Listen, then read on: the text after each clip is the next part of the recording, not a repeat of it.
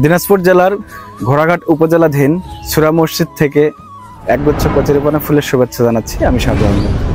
আমার পেছনে যে স্থাপত্যটি দেখতে পাচ্ছেন, এই স্থাপত্যটি সুরা মসজিদ। এটি সুলতানি আমলে 1493 থেকে 1518 সালের মধ্যে নির্মাণ করা হয় বলে ধারণা করা হচ্ছে।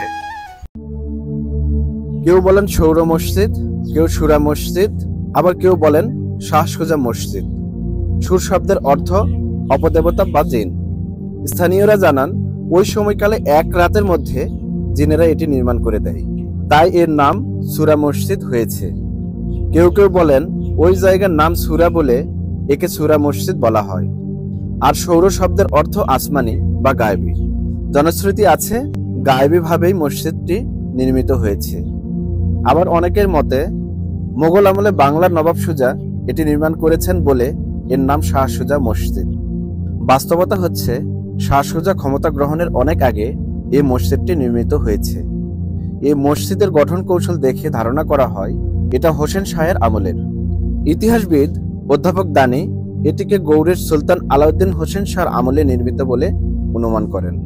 তাই মসজিদটি সুলতানি আমলে অর্থাৎ 1493 থেকে 1518 খ্রিস্টাব্দে নির্মিত বলে ধারণা করা হয়। মুসলিম আমলে গৌড় থেকে ঘোড়াঘাট যাওয়ার পথ ছিল একই। এ সময় মুসলমানদের নামাজ পড়ার সুবিধার জন্য খুব সম্ভব এখানে এই মসজিদটি তৈরি হয়েছিল। ঘোড়াঘাটে মুসলিম আমলের পাকা ঘাটওয়ালা বিশাল দিঘির পাশেই এই সুরম্য মসজিদ।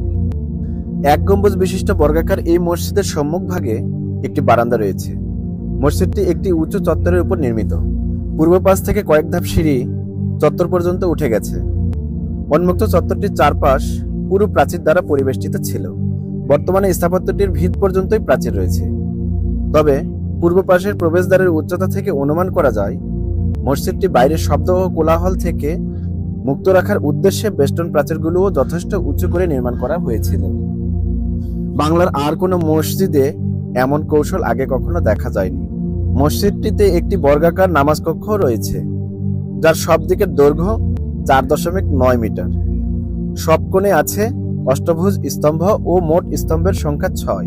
পূর্ব দিকে 3টি এবং উত্তর ও দক্ষিণ দিকে একটি করে খিলান বিশিষ্ট প্রবেশ পথ রয়েছে।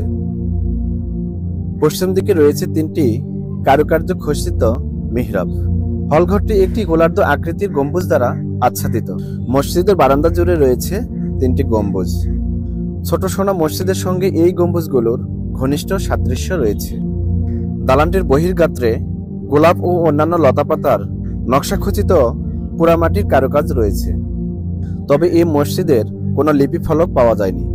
সম্প্রতি এই স্থান থেকে কয়েক কিলোমিটার দূরে চম্পাতলি নামক স্থানে আলাউদ্দিন হোসেন শাহর আমলের একটি শিলালিপি আবিষ্কৃত হয়েছে।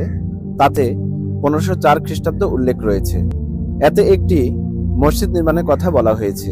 যদি ধরে নেওয়া হয় এই লিপিটির সঙ্গে সুরা মসজিদের সম্পর্ক রয়েছে, তাহলে মসজিদটি নির্মাণকাল 1504 খ্রিস্টাব্দে বলে ধারণা করা যায়। 520 বছর আগে নির্মিত দিনাজপুরের টেরাকোটা অলঙ্করণ ও পোড়ামাটির চিত্রফলকের সুরা মসজিদটি এখন অস্তিত্ব সংকটে।